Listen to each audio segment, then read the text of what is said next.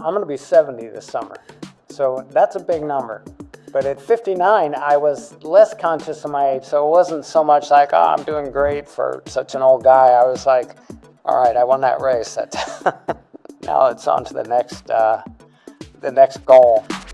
Hello, everyone, and welcome back to another episode of the Odd Tandem. Today, I have to say, was a very special guest for me. He was an absolute pioneer of mountain biking. He won the Norba Cup Series multiple times, XTERRA. He was the world cyclocross champion for the 50 to 59 age group. He won races that, for a gentleman his age, probably shouldn't be winning. But Jens, our chat today with Ned Overend, what did you think? I was absolutely impressed and blown away. You mentioned a little bit how long his career was. I mean, I thought I would be a tough cookie racing until the age of 43. But I mean, he won a national championship at the age of 59. That is another 16 years more of racing. So it is so impressive. And the variety of sports he did: mountain running, Ironman. He did XTERRA, cyclocross, mountain biking, road racing. What a multi-talent he is. It was absolutely incredible to talk to him. Yeah, absolute legend of the sport, overall great guy. But I almost didn't recognize him because he didn't have his mustache, his classic mustache. So sit back and relax and listen to our great conversation we had today with Ned Overend. All right, Ned Overend, welcome to the Odd Tandem. Hey, great to be here. Great to be here with you and Jens, Bobby. I'm a long-time fan of you too. I've followed you for a long time. And Bobby from the early days of Colorado road racing. And Jens, of course, I've followed pro road racing since the late 70s. So I know you guys.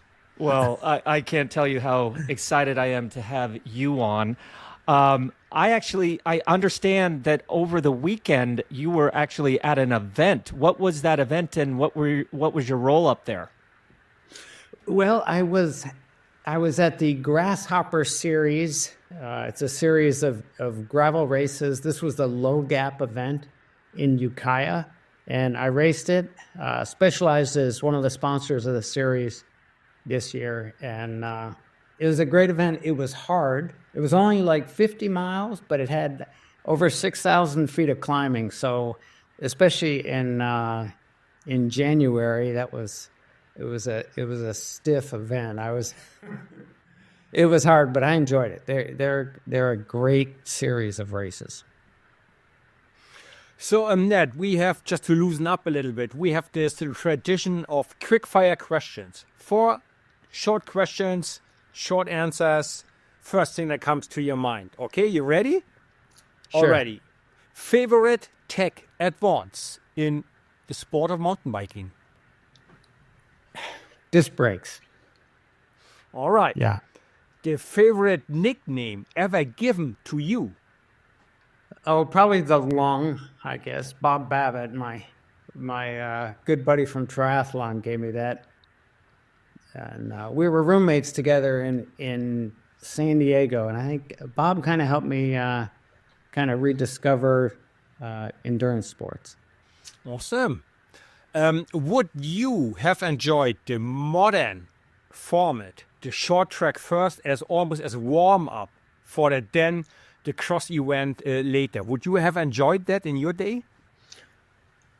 Well, it's very exciting, so I would have enjoyed it, but it would not have been, it doesn't lend itself to my physical abilities. I was fortunate that in the early days of mountain bike racing, the races were 2.5, 3 hours long with a ton of climbing, and that really suited me. So short track racing is exciting. I love that style of racing, but you probably wouldn't see me on too many podiums. And should XTERRA be added to the Olympics, maybe already in Los Angeles? I like the idea of the XTERRA in the Olympics because it's very different and it's exciting, and it would be a great spectator event, I think. So, sure, why not? I mean, if skateboarding and all these other crazy sports are in, XTERRA should certainly be in there. Yeah, I think breakdancing is a one and done, so maybe XTERRA can exactly. slip in there. But Ned, I've known you and known of you since a kid. But for our viewers and listeners that are just getting into the sport, may not know Ned Overend the way that we, us kids growing up in Colorado, did. Can you give our viewers and our listeners kind of like a rundown of what you would consider your biggest achievements in your career? Well, I think I'm best known for winning the first World Mountain Bike Championships in 1990, which was at Purgatory in a ski area in Colorado, close to Durango. And, you get the world stripes. I'd been racing mountain bikes for 6 years before that, and they had other world championships, but the 1990 World Championships was the first time that the UCI had recognized mountain biking. So it was a unified world championships with all the national teams like Frischneck from Switzerland, Tim Gould from the UK. So it was the first official world championships, and I still have the rainbow stripes on my sleeve and my collar to show for it. So that's probably the biggest one. I went on to win 2 XTERRA World Championships.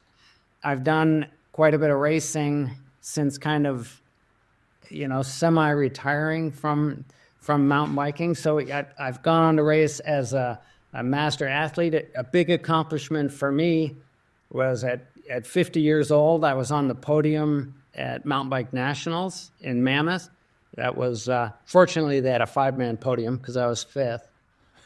And I think probably one of my best achievements as a master was that I won the first Fat Bike National Championships in the U.S. That was, I'm going to say 2015, and I was 59 at the time. So I won that as an elite. So that was fun. But yeah, I enjoy racing. I've been a specialized employee since 1988.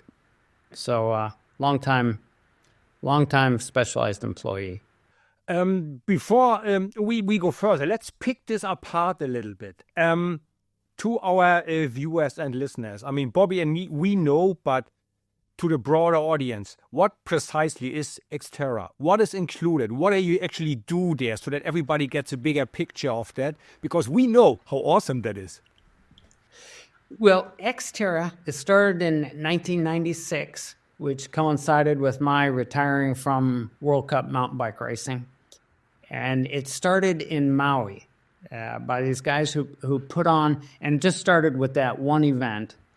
And it consists of roughly a 1 mile or 1,500 meter ocean swim. And then it had probably a 20-mile mountain bike portion, and then an off-road run, which involved a lot of running along the beach and stuff like that. And the run is about 10K. So it ends up being, less than a 2-hour event, for the pros. But super exciting because it's off-road and it's always an off, not a pool swim. So a lot of times they're swimming in a lake. They actually swim in the Columbia River when they had them at Hood River. But generally a rough technical mountain bike and a lot of times a technical run as well. So really interesting terrain.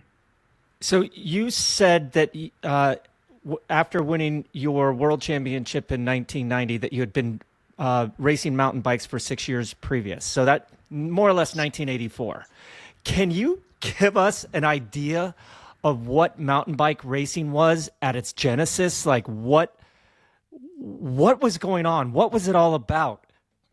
Well, it's interesting. And Bobby, it kind of relates. Before it was mountain bike racing, and I was just thinking about this. Your dad put on a road race event in Glenwood Springs, Colorado. Springs, the Alpine tour of the Alpine Banks.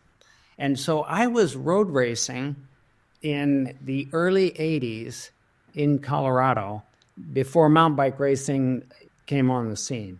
And if you think about it, I was racing guys like Andy Hampston and Alexei Grewal, Ron Kiefel, and that was like in 82, 83.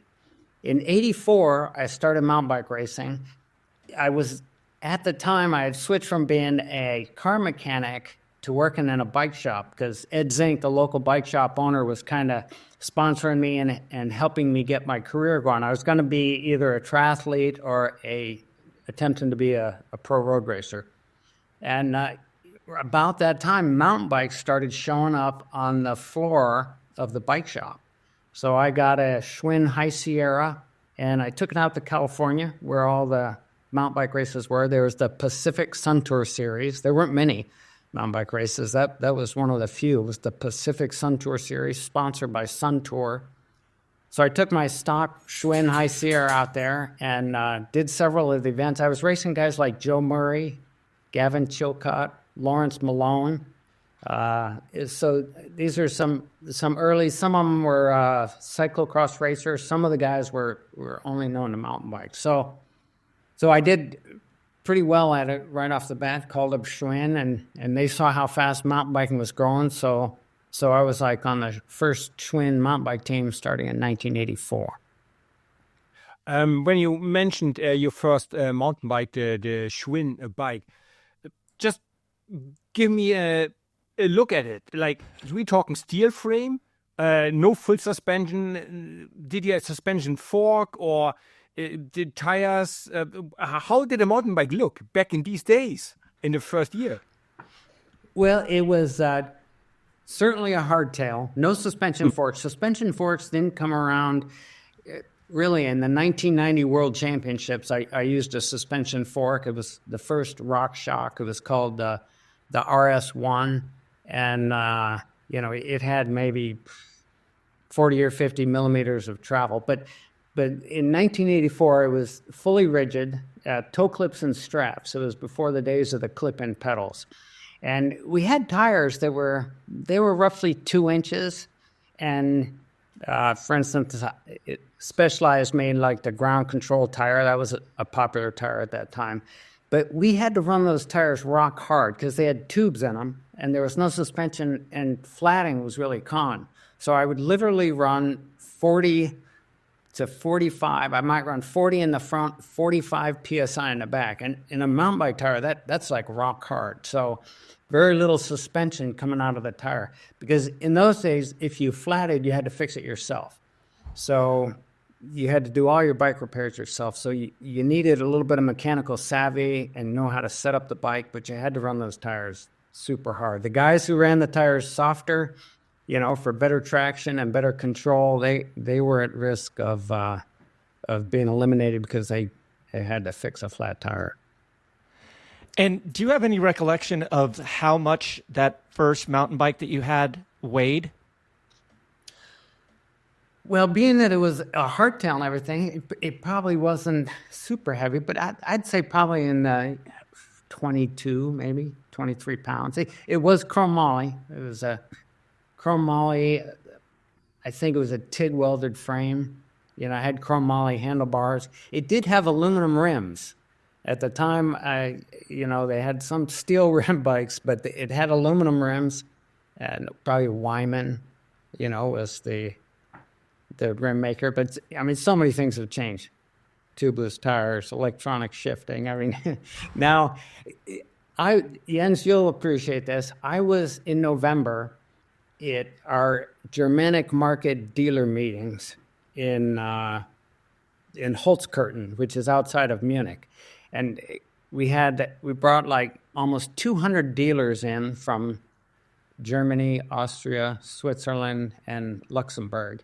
And I was showing them, I had a 1989 Epic, which was our first model Epic. And I'm involved in product development specifically for performance cross country. And this year we launched our Epic 8, which has flight attendant components on it. It has, electronic suspension, electronic seat post, all Bluetooth, right? All wireless, electronic rear derailleur. So front and rear suspension electronic shifting, electronic dropper post. It has battery sensors and sensors on the tires, which gauges the air pressure on your valve stems, and a power meter, which works with the flight attendant system.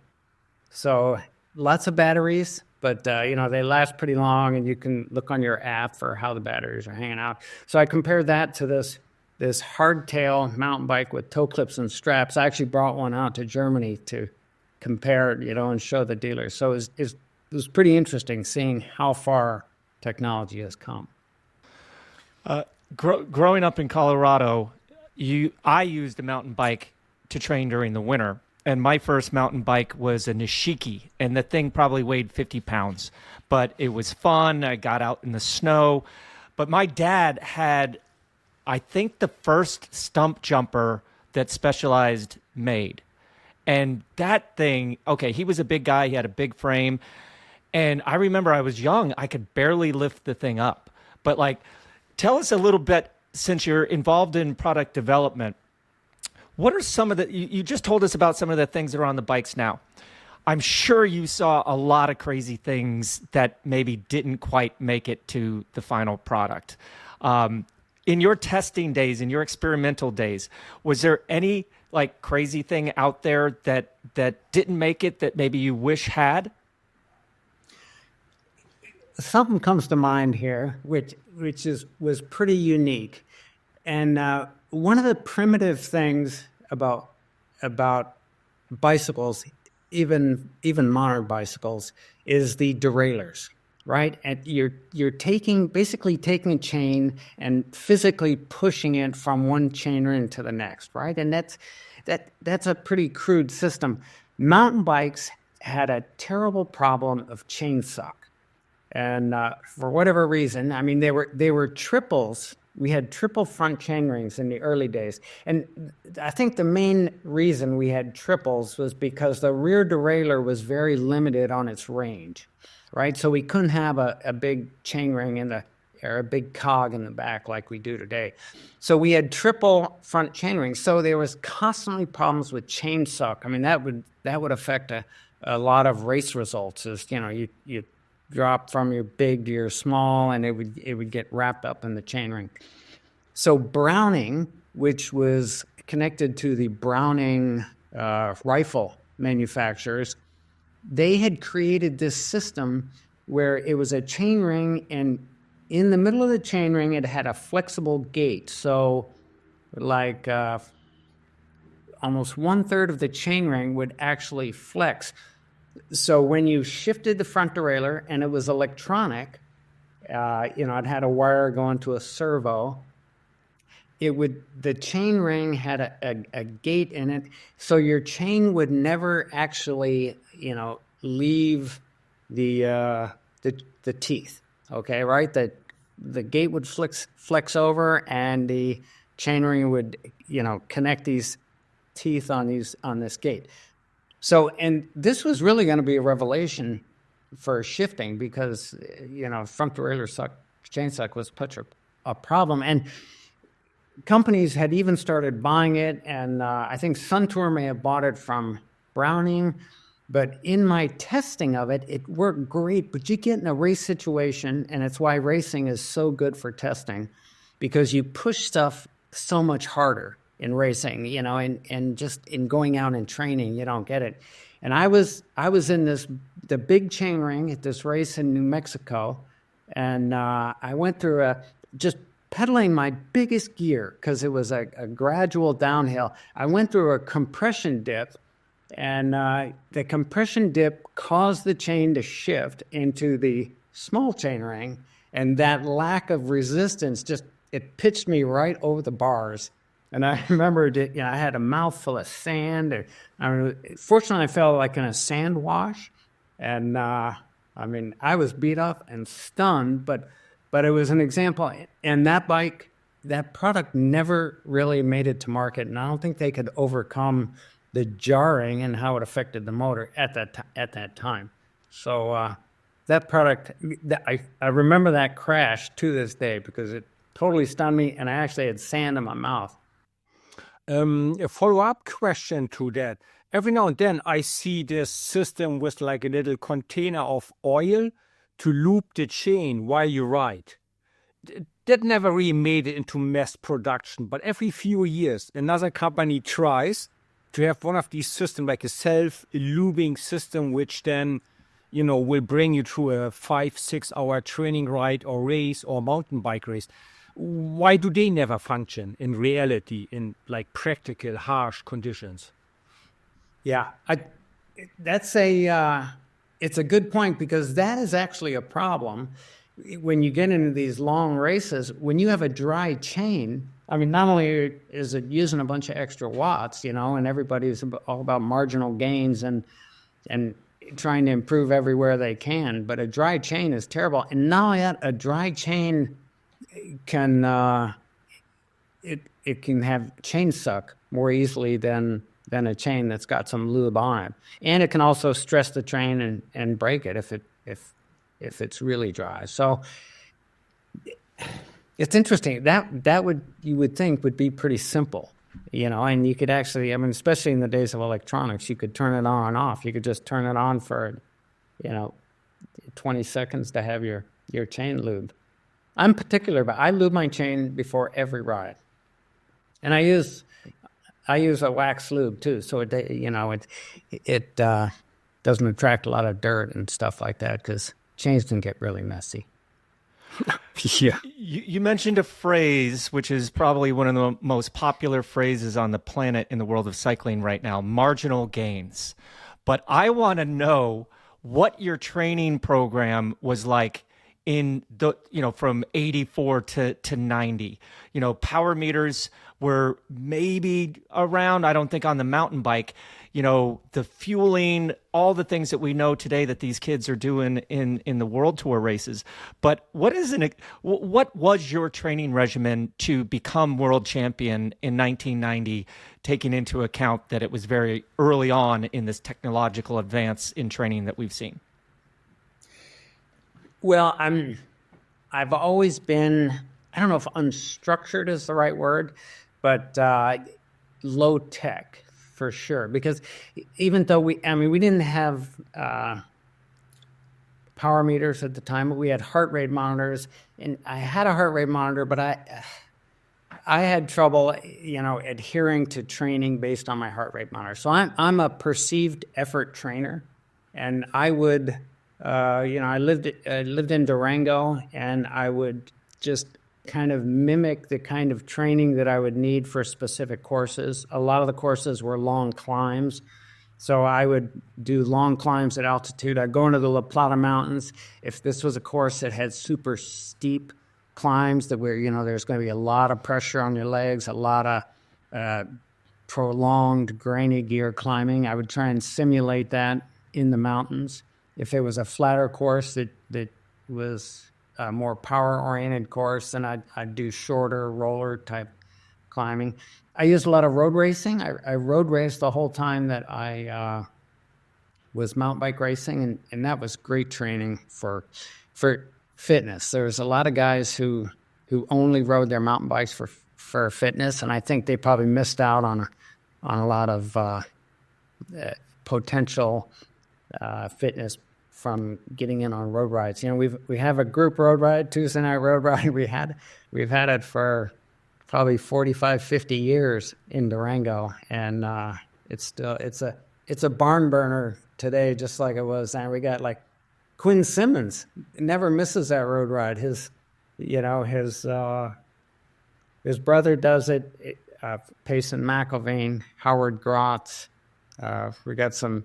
Sepp Kuss has done it when he was in town. He did it back when he was growing up there for sure. So we're fortunate in Durango. We've got a lot of great athletes to kind of measure yourself, test yourself against, and learn from. And did you do some core muscle training back then, stretching? Did you had like a diet, or you went, nah, just do it like the Italians, pasta, and more is better? Well, what was that like? I did a lot of cross training. I come from a running background, and I raced triathlons early on. I did the Ironman in 1980, so really early days of triathlon. And so I would in the off season I would do a little swimming. I didn't swim much during the race season, and I didn't really run much during the race season either. But I would get in the gym a couple times a week and cross train through the winter. And cross country skiing was always good in Durango for cross training. I would do a lot of cross training, and I would come into the spring races being pretty slow because I would be transitioning into my riding. But it was a good system for me because I would get better at bike racing as the season went on. And there was important races at the end of the season, right? So I wouldn't be burned out. So as I got better, it was motivating to see myself improving in bike racing. Even though I'd come like March and April, I'd be pretty slow. I wouldn't be winning many races then. But I'd come out of a cross training kind of base building, and then better later in the year, doing better at the race finals and the world championships and stuff like that. So that system of training worked well for me. I'm curious about your nickname, the Lung. You said that your roommate Bob gave you that nickname, but did you do some sort of physiological testing that showed that you had an amazing aerobic capacity, a high VO2, or what was the reason for that nickname and maybe your success as an endurance athlete? Well, that nickname come from doing well at climbing, and before I got into road racing, I was a mountain runner in Colorado. I met my wife at San Diego State, and we wanted to move to the mountains. When I was in San Diego State, I saw a flyer for an ice climbing class in Ouray, Colorado. So I drove out there. I did a week-long ice climbing class with Jeff Lowe, was a famous mountaineer, was one of the instructors. And I saw the San Juan Mountains and the Four Corners area, and I thought, it's beautiful. And we were both talked about moving out of San Diego. It was a little too busy for us. So we decided to move. We ended up moving to Durango. I had no thoughts of being a professional athlete. I was a car mechanic, working as a car mechanic at the time, and my wife was a nurse. And so I was doing mountain runs. And I started winning some local mountain runs, Imogene Pass Run, Kendall Mountain Run. These are like 13,000-foot peaks. I did the Pikes Peak Marathon. I was second twice in the Pikes Peak Marathon. I still need to go back and try and win that. But so doing well at climbing or climbing, specifically running and high altitude, that's why I kind of got the nickname of the Lung. But like all runners, I got injured, and we had the Iron Horse Bicycle Classic, which was a road race, went from Durango to Silverton with some big climbs. And I did well at that. I won it as a 4. I was racing Todd Gogolski, and at the same time, Andy Hampsten and Jonathan Boyer and Alexei Grewal were in the Cat 1s. And Gogolski's time and both of our times would put us right in the top 5 with those guys. So, I moved up to a Cat 2, and I thought, okay, maybe I can be a competitive road racer. So that's what. And you know what? I'd like to give a shout out to promoters because it reminds me the Iron Horse Classic. When I was injured as a runner, that motivated me to try bike racing. That event it's gone on for almost 55 years now, and it motivates riders to get into the sport. Similar to your dad was an event promoter, but this grasshopper gravel race that I did, it's been going on for 28 years. And essentially, these iconic gravel events, they've created the genre of gravel racing, right? I'd say the Grasshopper, the Belgian Waffle Ride, and probably Dirty Kanza, which is now Unbound. Those iconic events have drawn people into the sport, which is now a huge category in cycling. So race promoters are super important for developing these different categories of cycling. I have to agree. They take a risk. They take time off their personal life. They have to convince their families that they're going to do it again next year. Yep, it is right. It's only nice and fair of you to give them a little shout out. So now, by listening to you, you tried a triathlon early. You did the Ironman, right? Mountain running, mountain biking, cyclocross, fat tire, and road racing. Did I miss something? You also ski or sail, maybe sail a boat. Did you like the variety of it, or it just happened I have a look into this, now I have a look into this? Or was there a certain order to you trying all these different sports? Well, I ran in high school, and I had a great coach in high school, and I went to high school in Marin County, Redwood High School. Doug Basham was our coach, and his training method helped us to love endurance training, and I know because I would travel to some of the other schools and see some of their training techniques. A lot of high school cross country people would do a ton of training on the track intervals, and Doug Basham had us in the hills, running a lot of hill repeats, doing like fartlek on the fire roads. We would do something they call Indian file, where you'd get 5 guys and would find this huge grass park area, and the guy in the back runs to the front, and it's kind of a motivating, fun way to train. And so I credit Doug Basham and my cross country running buddies from high school for really helping me discover endurance sports. So from then, I was, swimming at San Diego State. I would do a lot of body surfing. I was never a competitive swimmer, and I wasn't a very good swimmer. I'm still not a very good swimmer. But Bob Babbitt said, he was my roommate at the time, and I ran into him in like a rock climbing class in San Diego. And he read in Sports Illustrated, Tom Warren had won the Ironman, and he won the Ironman when there was only 8 guys doing it.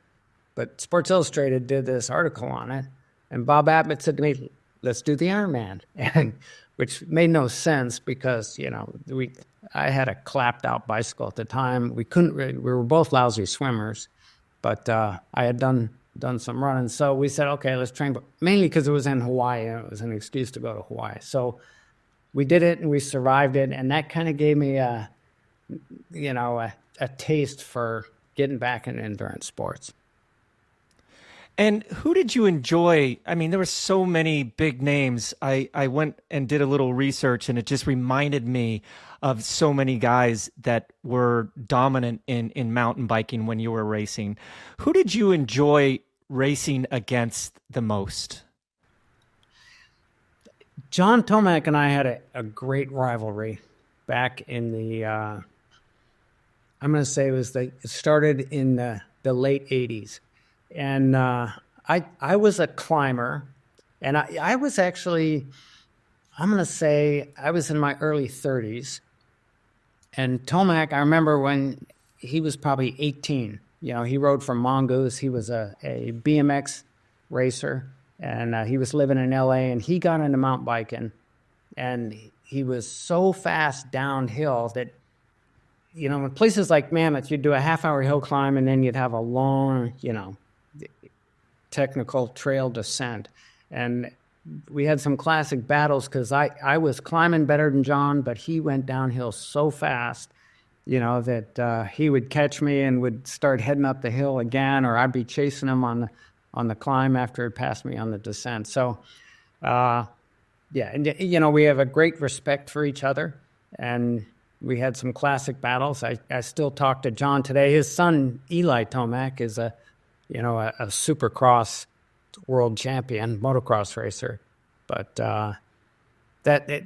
it created a lot of excitement in the magazine, so I think it drew a lot of fans to mountain bike racing, and that was a cool rivalry.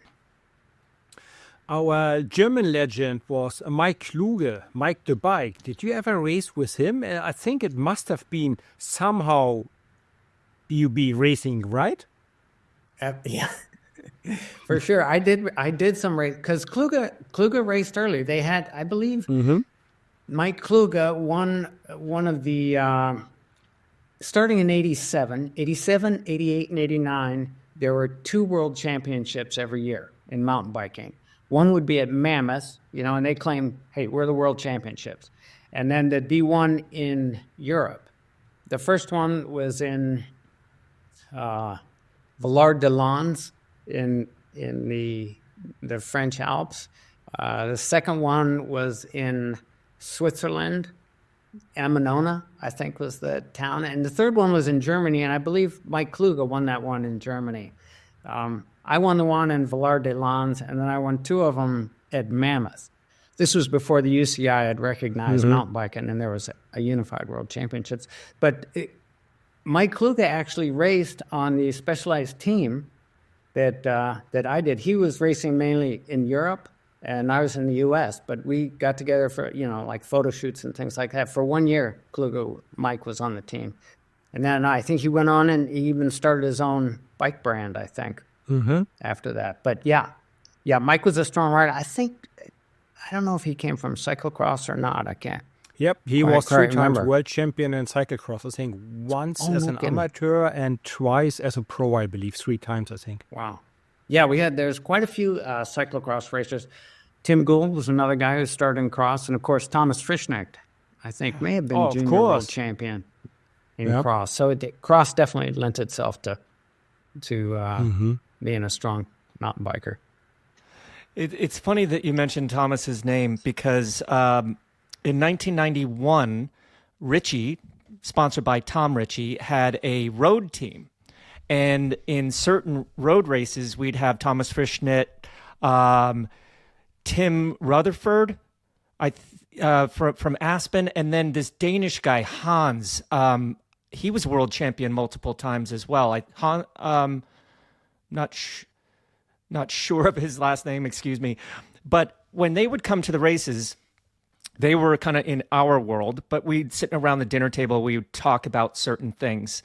And Tom Ritchie evidently was one of the last holdouts for suspension forks.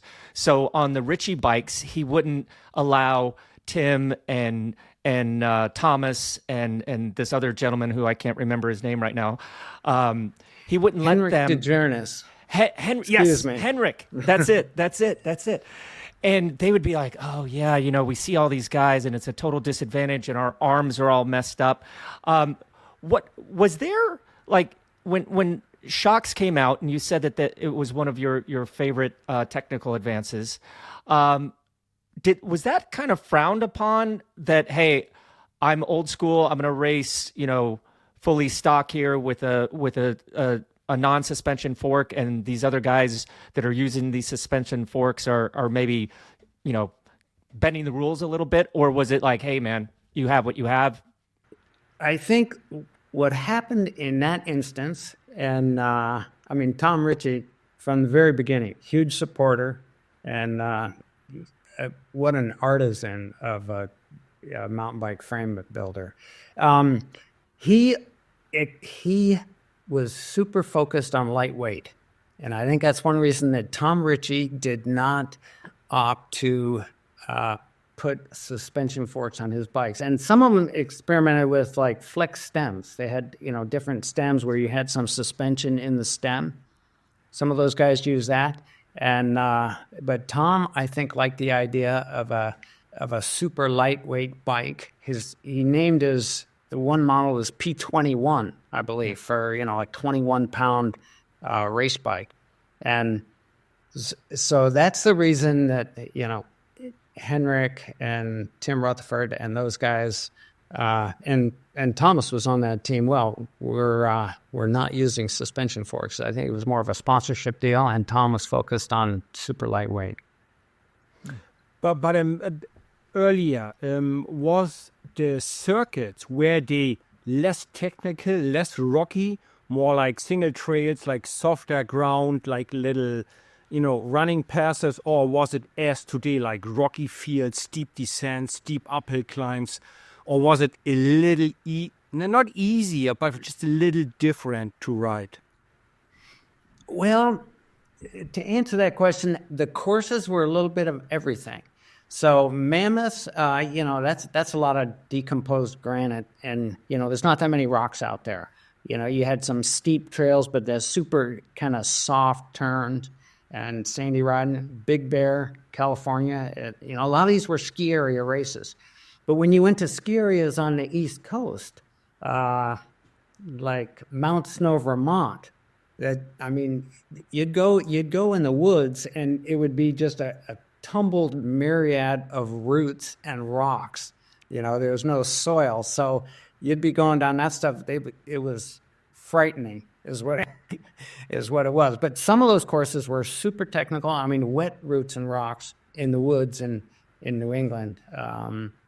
So it was a variety of courses. You get into Europe, and there was some rougher stuff. Houffalize, it had some wide open sections, but it had some very technical, muddy, rocky, rooty sections as well. So it all depended on the course, but the bikes were way less capable then. Very steep head angles. For some reason, we cut our bars down super narrow. I used to think, I want my bars narrow. I want them shoulder width wide, so when I'm on the climb, I'm pulling straight back. That's how I like my handlebars. But when you're on the descent, it makes for super twitchy handling because the bars are so narrow. I don't know why we didn't figure that out. Now the handlebars are super wide. But so those bikes made it even sketchier on fast downhills. The steep head angles again, so your weight was kind of pitched forward. But and now the head angles are way more relaxed. Oh, man. What I don't know about mountain biking could fill a couple books, that's for sure. But I had, due to being on the road team, I did have one of those P21, P22 Ritchie bikes without the suspension and the little bar ends that I liked because I could actually use them as leverage when I was standing. But then, those kind of went out of style pretty quick because most mountain bikers are like, hey, you don't want those because they can get hooked on a tree and, you're gonzo. But I like that on the mountain bike. I love the Spinacci bars that we used to have on the road bikes. But, oh, man, just thinking of all the cool technical advances. But talking about technical advances, tell us a little bit about your affiliation, your role with the Specialized cross country team now, what you do for them and what the company Specialized has in the pipeline coming up for these young riders. Well, so I do a variety of things at Specialized. I work with the product managers for cross country product. I also actually I've done a little e-bike racing, so I can give some feedback because e-bike is such an important market. So I can give some feedback and understand the e-bike market when I'm talking to dealers and to consumers and things like that. But I report to a guy named Scott Jackson, who is the head of global sports marketing. He manages the pro teams like Specialized Connection to Bora and Quick Step and our World Cup mountain bike team.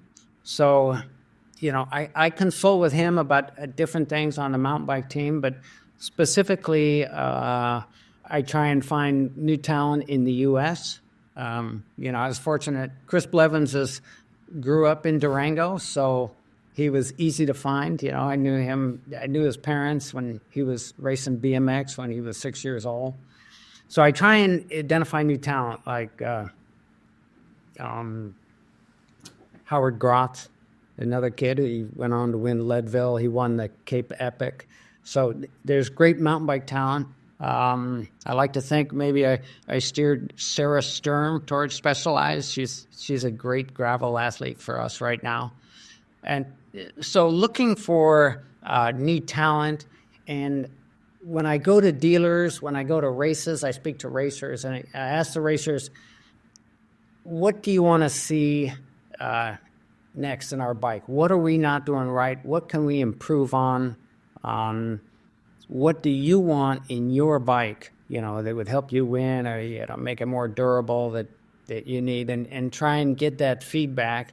Again, talking to the dealers when I was in Germany, and then, reporting back to our product managers, what do these guys want to see in their market? What are we not doing well enough, and how can we improve? So that's a lot of it. I don't have an official coaching role with the team, but just consulting with Scott Jackson and looking for future talent in the U.S. Since you also have like some technical aspects to your work, maybe explain our audience, why do these mountain bike racers have these foam roll inside the tire? What is it for? What does it do? And maybe second, what is flight attendant? I know, but maybe explain it easy and simple to everybody out there, because I think it's brilliant, right? Well, let's start with tire inserts. So we're using tubeless tires, and in these rocky courses, the tires have sealant inside them. So you're not going to pinch a tube, right?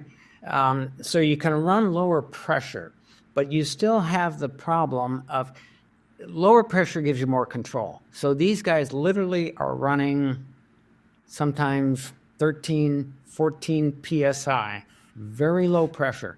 Gives you great traction, gives you great control at high speed over these rocky, slippery courses. But if you hit a rock and it compresses the tire against the rim, it can tear the sidewall of the tire. So even though it's a tubeless tire, you get a puncture. So they put these foam inserts inside the rim, so when the tire gets compressed against a rock, it has more resistance before it tears the sidewall of the tire. So it's really common for these guys, and they've developed these foam inserts to where they're super light now, so there's very little penalty to using them. And so that's why they use those foam inserts.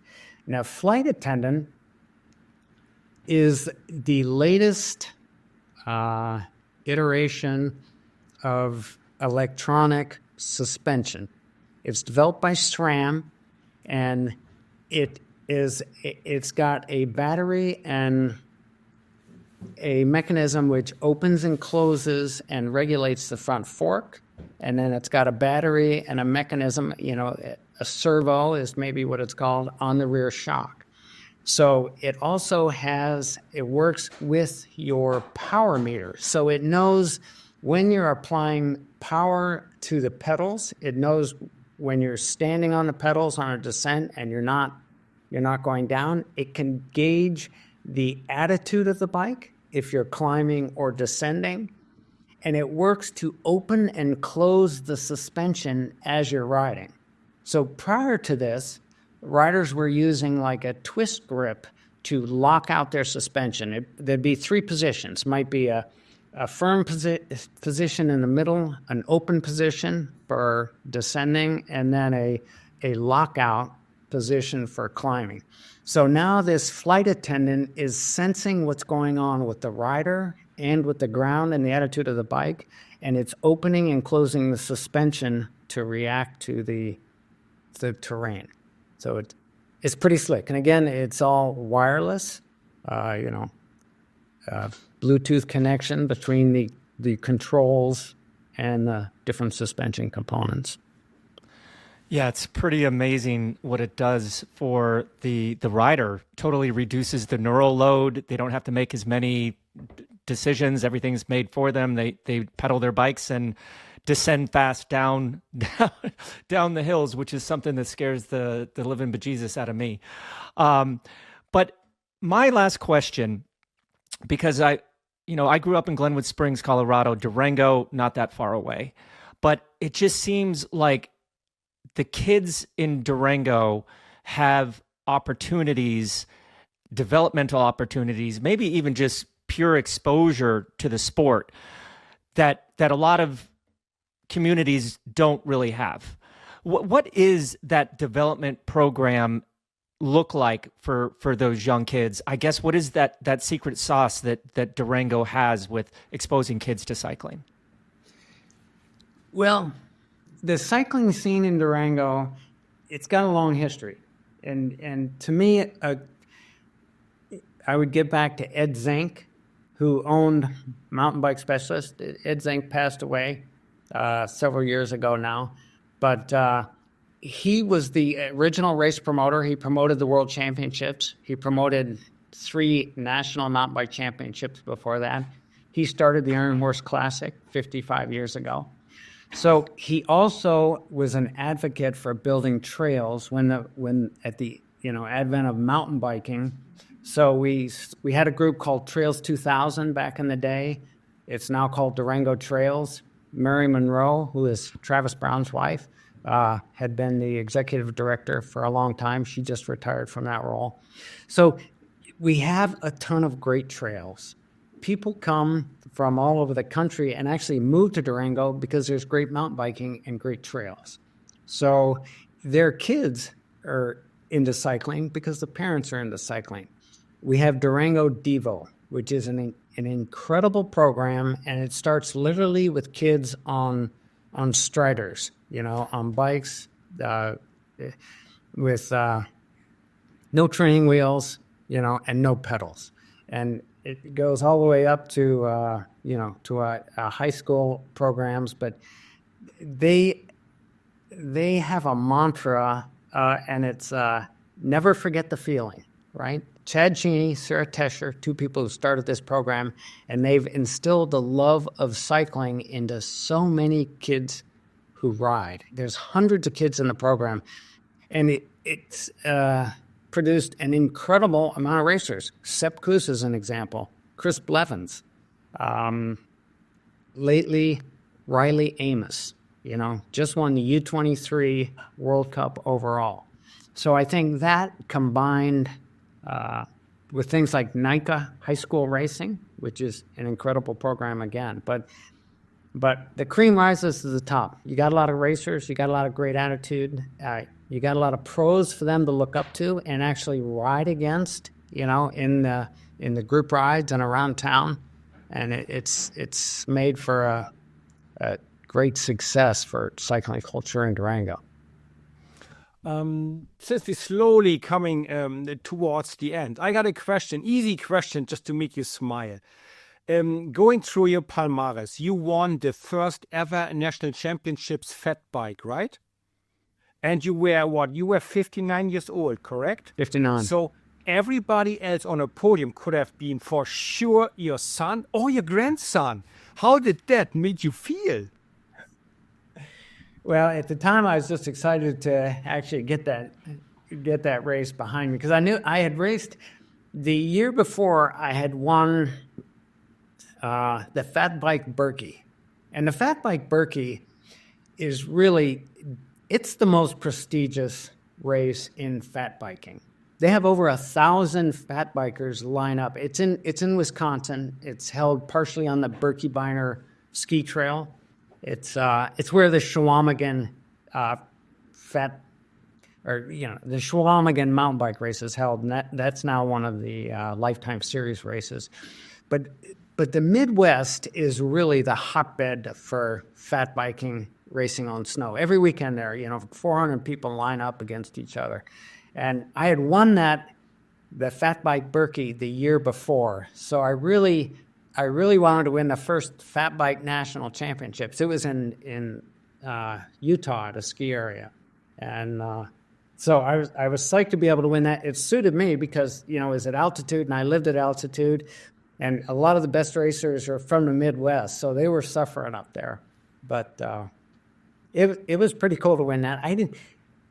And I'm much more conscious of my age now. I'm going to be 70 this summer, so that's a big number.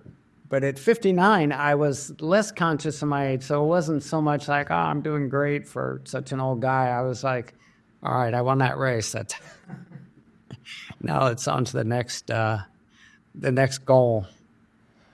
Well, Ned, thank you so much for taking time out of your day to share some history. I mean, you were such a pioneer in the sport. Age is just a number. You're proving that. We wish you all the best in the future. And thank you so much for coming on the Odd Tandem today. Yeah, thanks for having me on. It's been great chatting with you guys. Hey guys, thanks for listening to the podcast. There'll be loads more content popping up here, including more great interviews with top guests like Ned. And please keep dropping your questions for us in the comments. And check our description below to find us on social media and Patreon to support our channel like these great people.